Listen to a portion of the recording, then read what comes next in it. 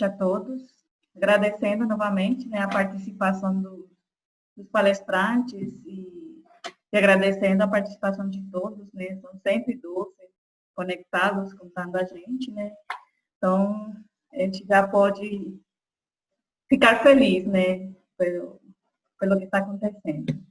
Então, eu já recebi algumas perguntas, eu filtrei e estou tentando ligar para a gente não perder um pouco o fluxo, né. A primeira, que eu acho geral, é para o Bernardo. O João Pedro Ferreira Santos, da UFG, ele falou o seguinte: gostaria de tirar uma dúvida. Com as medidas de isolamento social, o consumo de energia no país diminuiu em vez de aumentar? Ele tem essa curiosidade.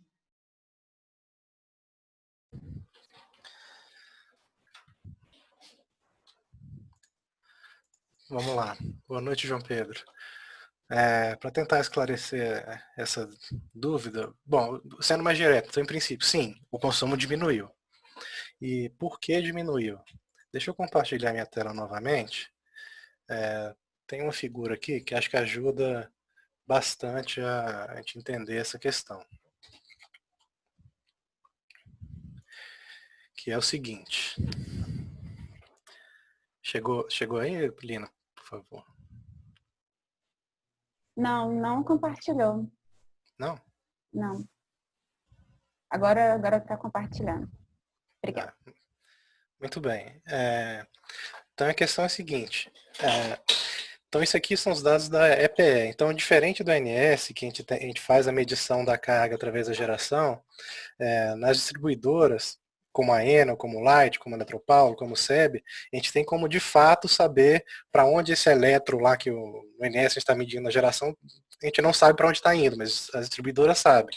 E a EPE faz um trabalho de consolidar essa informação de todas as distribuidoras e fazer esse resumo mensal do mercado de energia elétrica.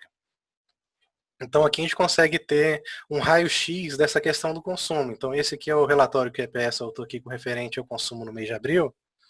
E o que a gente vê é o seguinte, a gente teve um aumento de 6% na classe de consumo residencial, como esperado, então a maioria das pessoas está em home office, então o aumento nas casas das pessoas aumentou.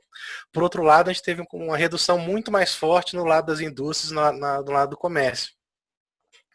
O que acaba provocando essa questão aqui. No líquido, a carga, em termos geral, diminuiu. Então, só como a título de exemplo aqui, tem na segunda página desse mesmo boletim da EPE, tem aqui como é que se distribui esse consumo em termos das classes residencial, industrial e comercial no Brasil. Então, a gente vê que residencial, no caso de 2020 aqui, né, o consumo residencial e industrial são próximos um ao outro, e o comercial em torno de metade deles. Mas se o consumo residencial aumentou 6%, e o industrial e comercial diminuíram 17%, 12%, a gente vê que no líquido essa redução de fato foi para menos. Acho que é isso. Lina, você está sem o microfone, viu?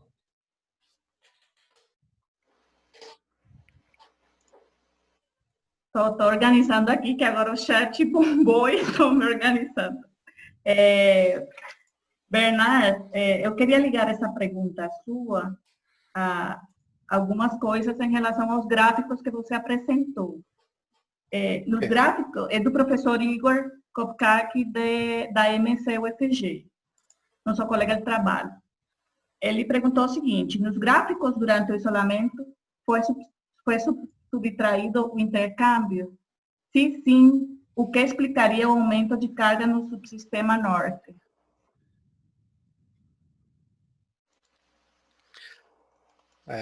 Olha só. Então, sim, de fato, foi reduzido o intercâmbio da forma que a gente comentou lá no início da apresentação. Então, a forma que a gente calcula a carga é com a geração do norte, menos o que foi exportado para os demais subsistemas. Agora, explicar o que causou essa redução vai ficar mais difícil para mim, acho que eu vou ficar te devendo essa. A gente pode tentar fazer uma análise juntos aqui agora, com esses dados aqui da EPE. Não sei se a gente vai conseguir.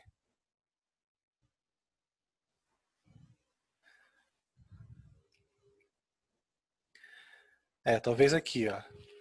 Então, para a região norte, esse do lado esquerdo aqui... Ah, não estou compartilhando, né? Isso, Desculpa. tem que compartilhar. Desculpa.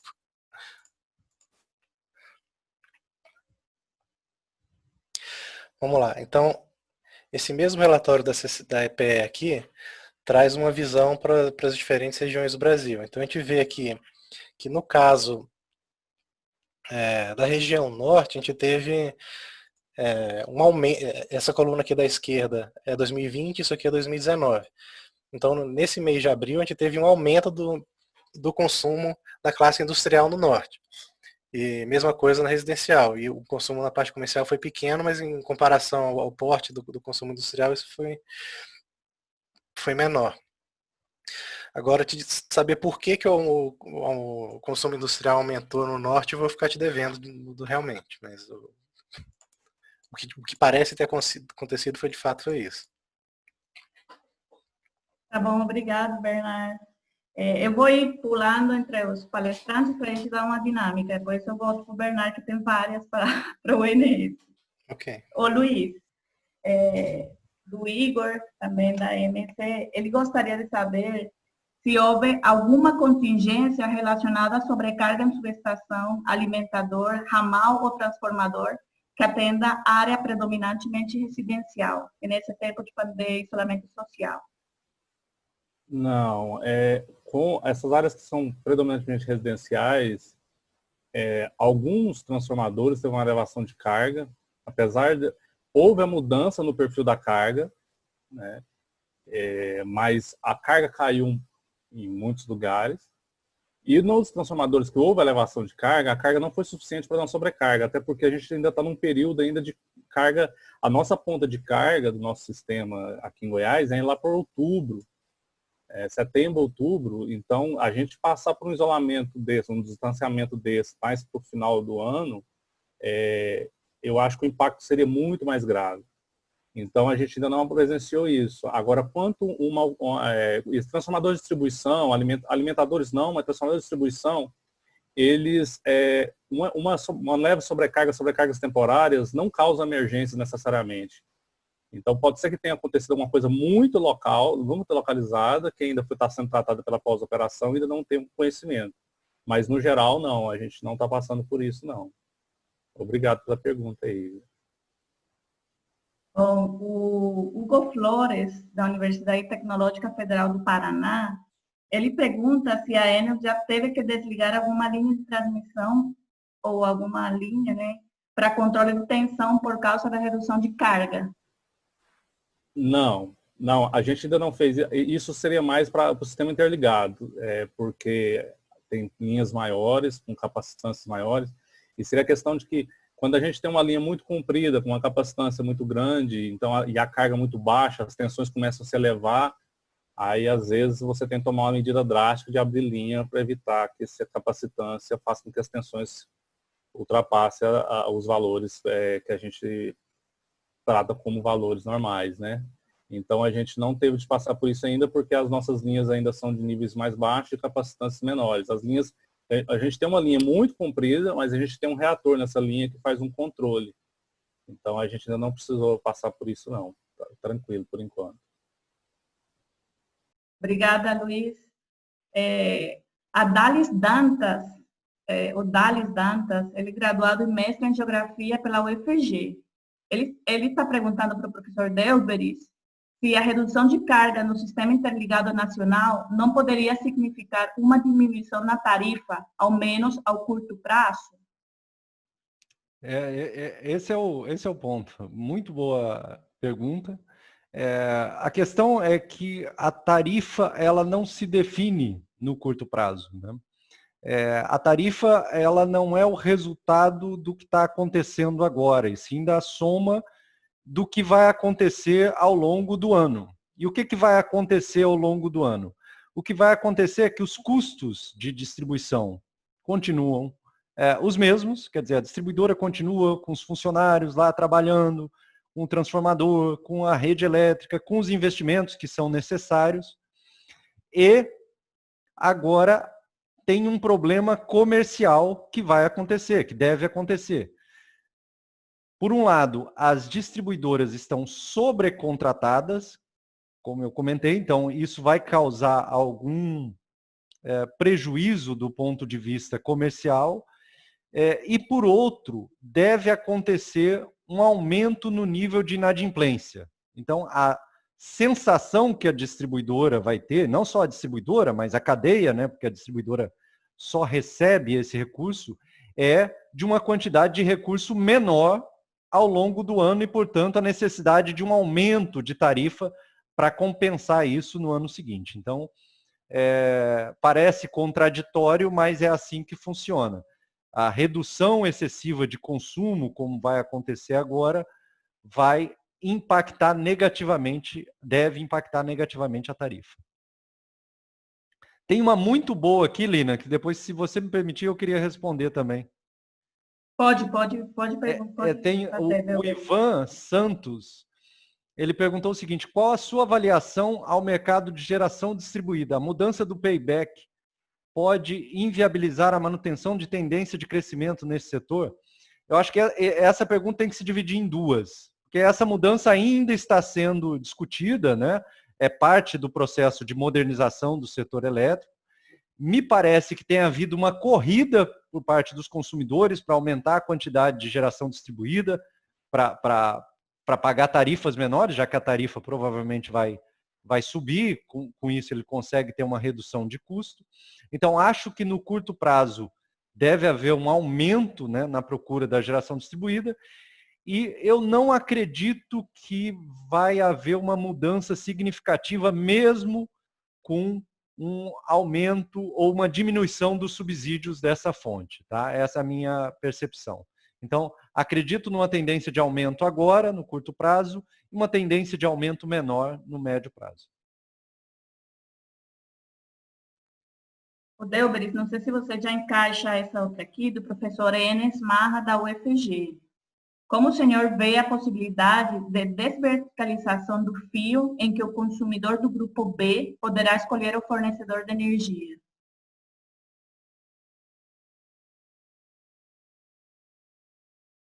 É assim que se espera que aconteça nos próximos anos. Eu estudei com a Lina na Unesp, a gente fez doutorado na mesma época, e eu fui para a Espanha, você deve se lembrar, Lina, em 2005, para fazer uma parte do meu doutorado. Quando eu cheguei lá, aluguei o apartamento, o proprietário falou assim: ó, você quer ficar com a comercializadora X ou com a comercializadora Y?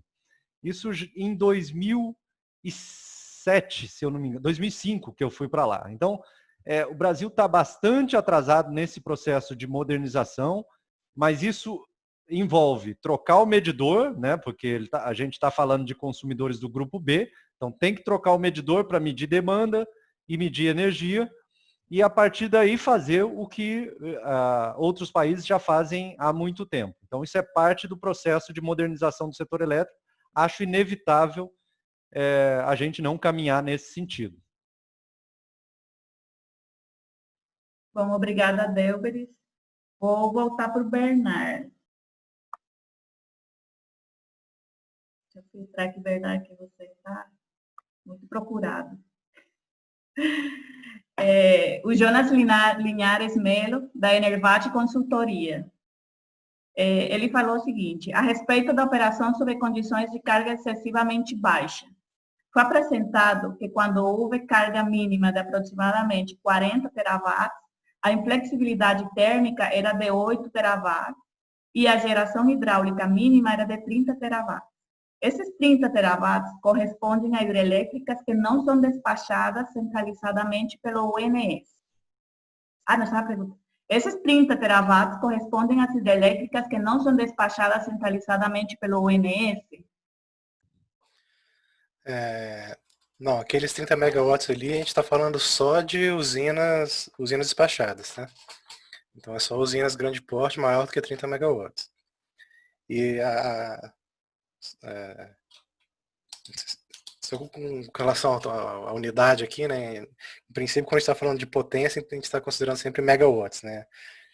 Se acumulasse no ano, de fato seria terawatts, né? Mas de fato, seriam 30 megawatts de usinas hidráulicas despachadas pela ANS. Tem outra aqui, que já vou juntar com outra que eu tenho aqui anotada. Eu mesmo, Jonas Linares. As restrições elétricas decorrentes da carga baixa podem fazer com que aumente o vertimento turbinável e restrição na geração eólica e solar. Posso afirmar que uma das consequências disso é uma energia mais cara, tanto no presente quanto no futuro? Pois tanto água quanto vento e sol, que são baratos, estão sendo desperdiçados? Não diria que tem uma correlação tão direta assim, não. É mais na linha do que o professor Débora já comentou. A questão da tarifa de energia é mais definida a longo prazo, né? Então, tá desperdiçando energia agora não significa necessariamente aumento de preço, não. Obrigada, Bernardo. Ô, Luiz, tem o Caio Vinícius Santos Desidério, da Universidade Federal do Maranhão. Ele está curioso por saber se a Enel possui planos de expansão para o Maranhão, pois percebeu que o Maranhão não estava entre os estados que a empresa abrange. A Enel sempre fala, claro que eu sou da operação, eu não tenho acesso a planejamento estratégico de investimento da empresa nesse sentido aí no momento. Mas ela sempre, o que a gente sempre ouve nas palestras e nas falas dos nossos líderes lá da empresa, é que ela sempre fica de olho nas oportunidades. E o momento de crise que a gente está passando é um momento de oportunidade sempre. Então, sempre que tiver uma oportunidade, ela vai estar de olho. A Celg foi um exemplo disso. Ela ficou de olho aqui na empresa há um tempo antes, já estava de olho, a gente já sabia que ela estava de olho na Celg, desde a época que ela adquiriu pela Enel Green Power a Cachoeira Dourada, a usina de Cachoeira Dourada. Eu visitei Cachoeira Dourada a serviço, a trabalho lá relacionado a relacionamento com a Cachoeira Dourada, e os funcionários de Cachoeira Dourada já falavam para mim isso anos antes de acontecer a aquisição da Celg, já falavam, nós vamos ser colega de trabalho do mesmo grupo. E eu não conseguia, isso para mim não era palpável. Então eu não tinha essa noção. E por acaso realmente aconteceu, então ela já estava de olho no investimento. Então ela realmente tem o objetivo dela é investir mais no Brasil. Ela já investiu só aqui em Goiás mais de 3 bilhões nos últimos anos que ela estava aqui. Comprou a Eletropaulo com um investimento absurdo. E agora ela está pretendendo investir mais, com certeza. Não sei se Maranhão vai ser a próxima, mas o objetivo dela é aproveitar qualquer oportunidade que ela tiver. Lina, Sim, Delberis. eu posso fazer uma pergunta muito rápida para o Luiz? Pode sim. Muito rápido, enquanto você organiza a próxima pergunta aí. Luiz, eu vi nos seus gráficos uma experiência que a gente às vezes tem vontade de fazer para entender como é que a carga funciona, mas a gente nunca tem a oportunidade. A pandemia ela trouxe isso. Ela simplesmente tirou o comercial industrial de meio-dia, principalmente ali, né, onde tem um aumento de consumo até as 3, 4 horas. Uhum. A minha teoria tem a ver um pouco com a sua mudança de hábito, mas também tem a ver com a tarifação. Quer dizer, a tarifa no horário de ponta, para a maior parte dos grandes consumidores regulados, ela é mais alta. Sim. No período de 5 às 20 horas do que no restante do período. Então, eu fico imaginando qual o efeito de você deslocar a ponta, não só a ponta de fato, né, como já existe hoje, com o industrial comercial tendo bastante peso nesse período do dia, mas a ponta comercial, quer dizer, se a gente cobrasse mais caro uma tarifa de meio-dia às 3 da tarde, ou de 2 às 5, será que a gente não voltaria com aquela curva que é parecida com a característica residencial que a gente tinha no passado? Eu acho, tá meu áudio aberto, eu acho até complicado isso, Delvis, porque é um momento muito no meio do dia. Talvez se você tivesse cobrando mais caro no final do dia, assim, não digo às 7 horas, mas um pouco antes, sei lá, começar a cobrar mais caro a partir das 5 horas ou 4 horas. Mas se você pegar no meio-dia, às 3, às 4, bem no meio da curva, para você deslocar isso, eu acho que aí o comércio e a indústria, o que for que cliente que usar essa demanda mais cara nesses horários, vai ter que deslocar e entrar à noite adentro, né? Ou começar a trabalhar bem mais cedo, para ele manter essa produção e esse horário. Eu acho complicado. Não, perfeito. A minha dúvida era muito mais se a gente teria o efeito de, para usar o termo da moda, achatamento da curva. Se a gente ia empurrar essa curva para baixo, eu acredito empurrava que sim. A indústria um pouco mais para... Eu acredito que sim. Ia achatar com certeza. Esse pico não ia ser tão íngreme, né? Com certeza. Eu acredito que sim. Pode ser que isso aconteça, né? A história de como a gente tem, o Bernardo estava falando sobre as previsões de carga, é uma incerteza ainda muito grande. Como vai passar, a gente vai passar aqui em Goiás, o pico de carga desse ano. Porque a gente quer ver como é que vai se comportar. Todos os anos a nossa carga, ela parece muito uma carga típica daquelas que eu mostrei.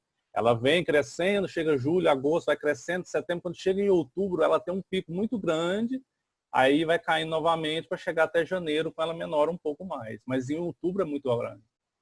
E a gente quer ver como vai se comportar esse ano, se vai ter um deslocamento, se vai ter alguma coisa, porque a promessa é que muita coisa, todo mundo está prometendo, né? Quando essa quarentena acabar, quando essa pandemia passar, eu vou fazer tudo que eu quero fazer.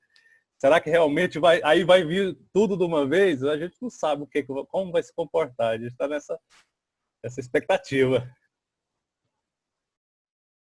Obrigada, Delberis, pela pergunta e o Luiz pela resposta. Eu que agradeço, Lina. Desculpe interromper aí. Não, tá tranquilo. O professor Getúlio Júnior, da Escola de Engenharia Elétrica, Mecânica e Computação da UFG, ele fez uma pergunta para o Delberis. Quais os principais impactos da pandemia no setor elétrico dos Estados Unidos? Você conhece? Uau! O setor elétrico dos Estados Unidos ele é muito menos, né, regulado, como acontece em outros países. O que eu tenho ouvido falar é que não tem receita de bolo, não. Eles estão tateando nas soluções, né? Possivelmente algo parecido com o que aconteceu aqui, redução de consumo, inadimplência aumentando. Então, eu acho que algo semelhante ao que acontece no nosso ambiente livre talvez aconteça por lá. Não tenho maiores detalhes, mas o que eu sei é que não há uma receita pronta nos outros países para tratar essa questão também.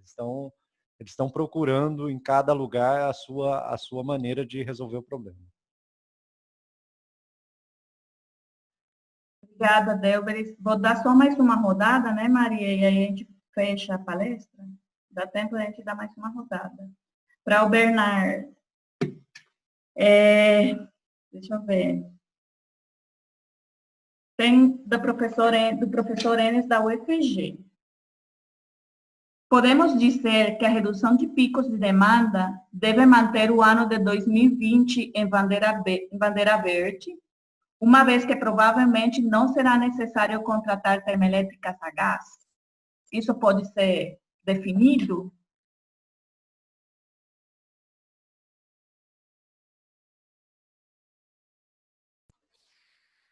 Vamos lá. Olha só. Tem todo o potencial, né? Mas só lembrando uma questão aqui, que é o seguinte. Não sei se todos conhecem esse detalhe, mas vou passar rapidamente. O grande dilema na operação é essa questão de se eu vou usar hidrelétrica ou vou usar termoelétrica para gerar energia. E aí tem essa questão, se eu uso muito a água, esvazio os reservatórios, depois chove, eu tenho uma operação ok. Por outro lado, se eu tenho estiagem, eu tenho possibilidade de ter que enfrentar um racionamento. Agora, se eu guardo a água no reservatório e despacho muita térmica, e depois eu tenho estiagem, então lá no futuro vou dizer que fiz uma operação boa, que eu fui seguro, então ainda bem que eu gerei térmica. Por outro lado, se eu fizer isso e eu tiver muita chuva, eu vou ter vertimento e depois eu vou dizer que eu desperdicei energia, então eu gerei térmica à toa. Então o grande dilema aí é como encontrar um meio termo entre energia hidráulica e energia térmica. Então no Brasil isso é feito através de modelo matemático. Então a gente tem basicamente três modelos aí, que é o New Wave, Decomp e Decem, que auxiliam não só o ONS, mas também a EPE, o modelo como o setor como um todo, a definir quanto de geração térmica eu tenho que despachar para tentar buscar esse equilíbrio. Então essa probabilidade de não ter que despachar a usina a gás tem todo o potencial, já que a gente está com os reservatórios cheios, a carga está baixa, o segundo semestre normalmente é quando tem geração eólica mais elevada, então apesar de a gente estar reduzindo as vazões para as hidráulicas, a gente vai ter um aumento significativo de eólica no segundo semestre. Como a gente está com carga baixa, então a gente tende a manter os reservatórios cheios. Tendendo a manter o reservatório cheio e a carga estando baixa, tudo indica que o modelo vai indicar que não precisa de geração térmica, mas modelo é modelo, né? Às vezes vem uma indicação de um despacho que a gente não espera. Mas, de fato, no que você colocou aí, então a gente deve ter bandeira verde até o fim do ano, é muito provável. Mas nunca pode garantir, né? Obrigado, Bernardo. Eu já vou juntar sua resposta a uma contra-pergunta do professor Enes, que eu acho que ele já pensou que você iria responder. Ele perguntou o seguinte: podemos considerar o Brasil um país beneficiado por ter uma base hidrelétrica que permite uma dinâmica ágil e estável? Ou seja, se nossa base fosse térmica, sim, com esta dimensão e potência, não seria viável? Muito bem, então vamos voltar aqui para uma outra figura, que é o seguinte: eu não diria que não seria viável, mas talvez não seria necessário. Porque, veja só, por que a gente tem tanta linha de transmissão no Brasil, né? Por que eu tenho 2 linhas de corrente contínua? Isso é caro, isso custa um dinheiro enorme. Então, por que eu construo tantas linhas de 500 kV aqui do norte para o sudeste? Porque eu quero aproveitar o potencial hidrelétrico, né? Então tenho água aqui, eu quero trazer, e a carga do norte é baixa, então eu quero levar isso lá para o sudeste. Se a gente não tivesse esse potencial hidráulico tão favorável como a gente tem no Brasil, talvez nosso sistema de transmissão fosse completamente diferente, porque uma térmica, eu não tenho que botar a térmica onde tem energia, eu levo a energia para onde a térmica está, é muito mais fácil, né? Eu levo carvão, levo óleo, eu construo um gasoduto lá para onde a térmica está, eu consigo botar isso muito mais próximo da carga, como é feito nos Estados Unidos, por exemplo, né? Então talvez, se a gente não tivesse tanta hidráulica, eu teria com certeza muito menos linhas de transmissão, poderia instalar a grande maioria das térmicas muito mais próxima dos grandes centros de carga e gerar ali nas proximidades, talvez de repente não seria nem necessário ter essa interligação tão forte aqui entre norte e sudeste. Acho que é por aí. Obrigada, Bernardo. Eu gostaria de inserir só mais essa pergunta aqui para você, por causa do interesse em relação às energias renováveis. Tá? Okay. As energias renováveis seriam uma solução para a superação dos desafios logísticos, socioeconômicos e ambientais do estado do Acre. Mesmo no isolamento, ainda há demanda de atendimento a diesel, que polui e é caro, muito embora tenha a taxa mais alta do que a média do país. Foi a Alessandra Nascimento, técnico administrativo da UFG, que fez essa pergunta. Ok. Olha só, por coincidência a gente consegue até aproveitar a figura. Eu não conheço em detalhes lá como é que é a rede de distribuição lá no Acre. Agora, a gente chega com 200 kV até Rio Branco, E certamente tem uma série de cidades aqui que não são abastecidas, 500 kV não, 230 kV aqui em Rio Branco, e eu sei que tem cidades por aqui que estão isoladas desse ponto de conexão aqui com a rede básica. E aí, certamente, vem a questão que você colocou, que é o atendimento precisa ser feito com termoelétrica. De fato, a renovável sempre ajuda, né? Então, se eu tivesse solar, tivesse eólica ali, eu poderia reduzir esse despacho termoelétrico. Por outro lado, não soluciona o problema, né? Porque a renovável a gente tem intermitência. Então, se eu não tiver ventando, eu não vou ter como atender a carga. E, se eu não me engano, essa região aqui do Acre não tem um potencial, pelo menos eólico, tão favorável, né? Então, talvez uma solução que já até, talvez possa até ser melhor, inclusive está prevista, é a extensão desses 230 kV aqui por mais 2 pontos de conexão aqui no estado do Acre. Se eu não me engano é Cruzeiro do Sul, o outro eu esqueci o nome. Mas se a gente conseguir concluir a construção dessas 2 novas linhas, a gente vai conseguir provavelmente interligar o restante das cidades do Acre com sim. E aí com isso a gente não precisa mais ter despacho térmico em sistemas isolados no Acre, a gente vai ter atendimento direto pela rede básica. Talvez essa seja a solução mais adequada especificamente no atendimento ao Acre. Né? Obrigada, Luiz, pelo esclarecimento. Ô, Luiz, tem uma aqui da Larissa Marques, do IFG. Ela perguntou se foi preciso fazer algum procedimento para contornar a carga elevada do tipo residencial em determinadas regiões da cidade, como o setor Bueno e o Marista.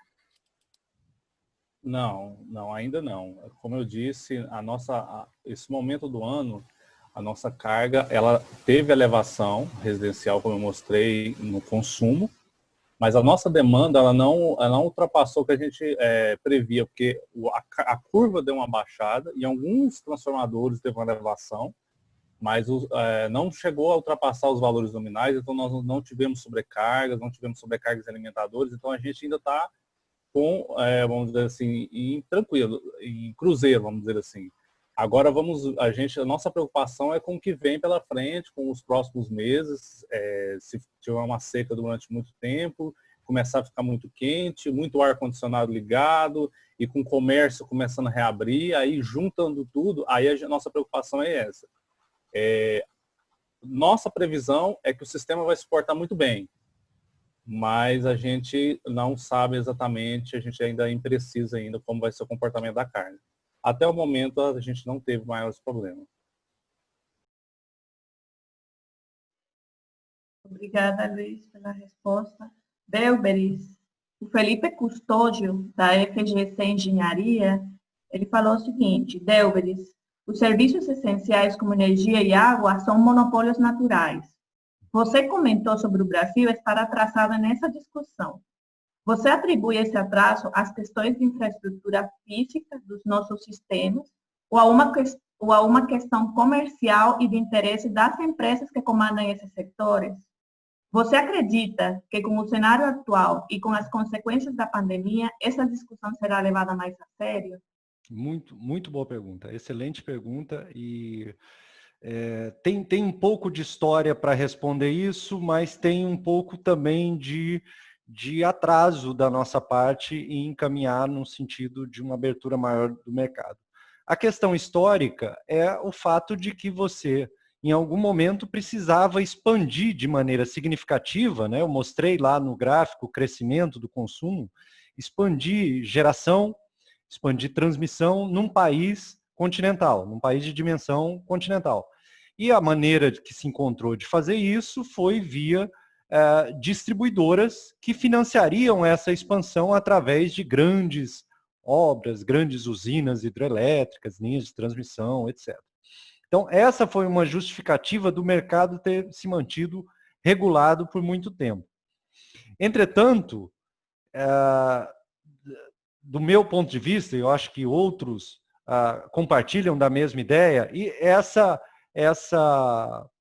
expansão do ambiente livre, ela poderia ter acontecido numa velocidade maior e de uma forma mais, digamos, consistente, coisa que não aconteceu. Então, existem sim razões históricas para isso, mas existe um pouco também de falta de empenho ou um pouco de resistência por parte dos agentes, enfim. Isso poderia ser acelerado, sim.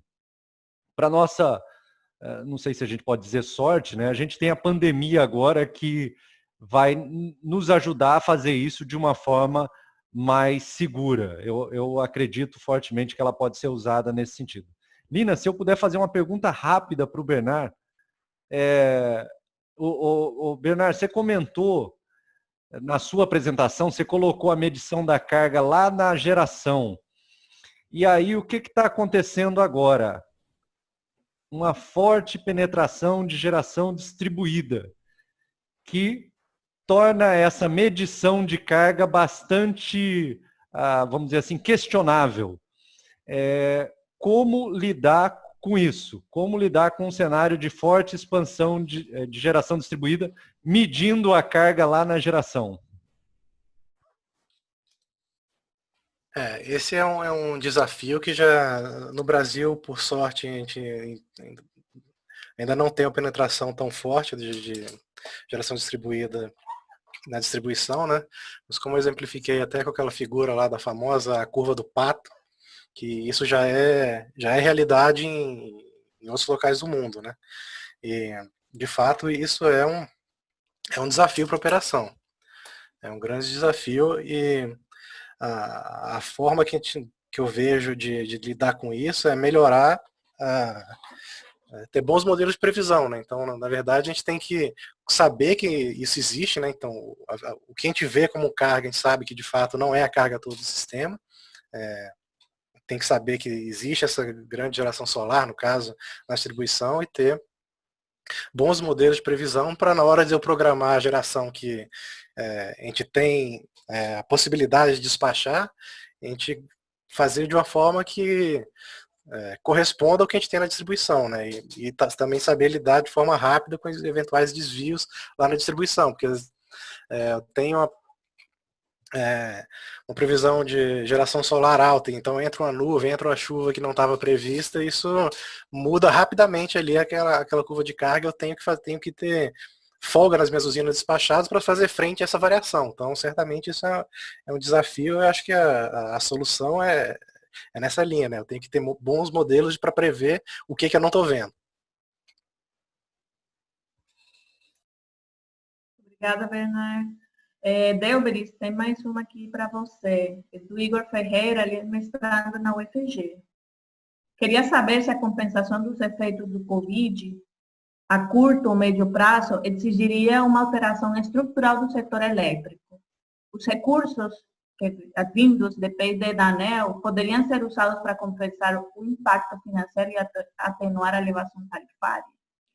Tá, me parece, eu até mostrei, né, que a conta de 16 bilhões é menor até que a conta que a gente teve em 2015, 16, possivelmente já levando em conta todas as possibilidades que as distribuidoras têm de mecanismos como troca de contratos, a utilização de reservas da CDE.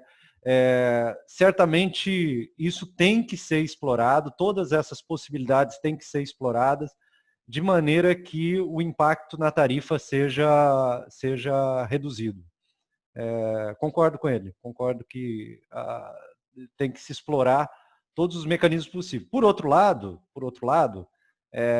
reserva de P&D especificamente tem que ser olhada com bastante cuidado, já que são os projetos de pesquisa que vão ajudar o setor elétrico a melhorar, a avançar. Como eu já disse, existem atrasos históricos que podem e devem ser compensados, e eu acho que os projetos de P&D podem também ajudar nesse sentido. Obrigada, Delberis. E agora sim, para encerrar, uma para os três. Vamos ver a visão de cada um em relação a essa aqui. Como vocês veem o futuro do SIM? Ele nos reserva um sistema cada vez mais uníssono e centralizado? E se sim, isso seria bom ou ruim? Quem começa, Lina? Quem quiser. Você quer falar primeiro? Não, Pode não falar, quero, Delberi. quero não, mas eu falo. Não, eu acho que não. Acho que passou um período de sistemas centralizados, a gente explorou bastante os recursos que a gente tem. Temos virtudes e defeitos com esse modelo que a gente escolheu. Acho que não é o caso só de ficar apontando os defeitos, existem qualidades, mas esse período de grandes recursos, grandes investimentos, eu acho que está ficando para trás. Hora de modernização, é hora de tornar o sistema mais eficiente, hora de se aproveitar dos recursos tecnológicos que existem para tornar, no final do dia, o sistema mais seguro e mais barato para o consumidor. Eu acho que é esse o caminho que o sistema tem que perseguir. O modelo centralizado certamente teve o seu momento, mas para o Brasil eu acho que o momento é outro, ainda que isso resulte um pouco mais de trabalho para o Bernard e para o Luiz.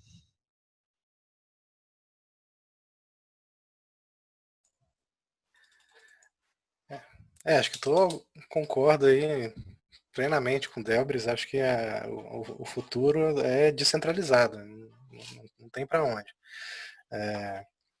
Se a gente olhar o plano decenal de expansão da geração, lá, o que é indicado pela EPE, a gente vê que hidráulica, por exemplo, a gente, como o Del já comentou, a gente não vê mais grandes projetos de hidráulica, principalmente conservatório, né? Então a gente até vê algumas novas hidráulicas, mas quase todas a fio d'água e de médio ou pequeno porte.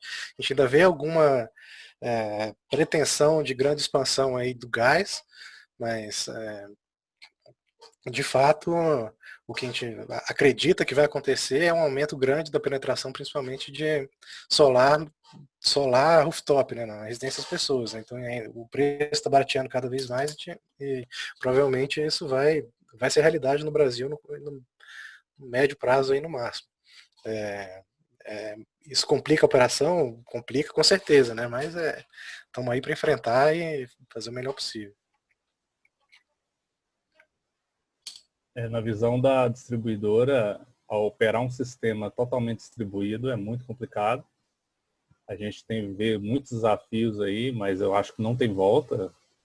A gente tem algumas discussões que a gente tem levantado em grupos de discussão entre as distribuidoras, que é qual é o grau de penetração dessa geração distribuída nesses alimentadores que a gente pode permitir, ou se existe essa possibilidade de haver uma limitação em relação à quantidade de carga, que muitas vezes um alimentador ele tem 20 biodigestores num alimentador, se você for deixando liberar, igual nós temos áreas como área tem os agregados da Perdigão, por exemplo, na área de Rio Verde, que eles produzem porcos e ali eles colocam os biodigestores, aí ele quer o vizinho dele colocou um gerador, ou eles viram uma cooperativa e querem colocar geradores.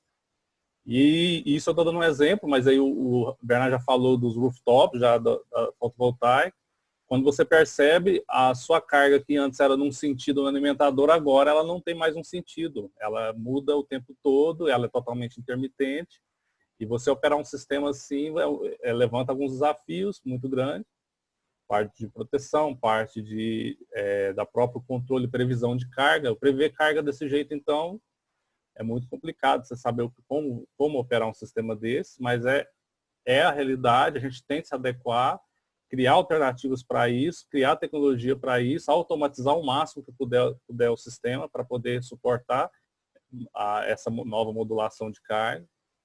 E eu acho que centralizado não vai ser mais, porque é muito complicado. E a gente tem muitas discussões que estão sendo levantadas, mas umas que eu acho muito interessante é, por exemplo, que hoje foi liberado para todo mundo colocar geração e abater na sua fatura, mas a distribuidora não recebe pelo uso do sistema que ela colocou lá, por exemplo. Né? Todo mundo põe, usa, recebe do desconto. Eu recebo menos pelo que eu receberia, minha carga diminui, porque agora o cliente ele gera para ele próprio e ainda gera para outro, e não paga pelo uso da minha rede. Então, só um insight entre vários outros que estão acontecendo diante desse cenário de geração totalmente distribuído que a gente está caminhando para. Mas a gente sabe que tem lugares, Alemanha, Califórnia, nos Estados Unidos, alguns lugares que já são muito bem difundidos. Então a gente pode pegar como modelo e exemplo e tentar reproduzir as melhores práticas deles e tentar reproduzir isso aqui. E não tem como impedir e parar isso aí. O tempo todo tem grupos de discussão entre as distribuidoras e a ANEEL abre para discutir também o próprio assunto. E acho que é importante a gente acompanhar isso aí. Bom, obrigado vocês três, né, por apresentar essa visão geral, né? Eu dou por encerrada a sessão de perguntas.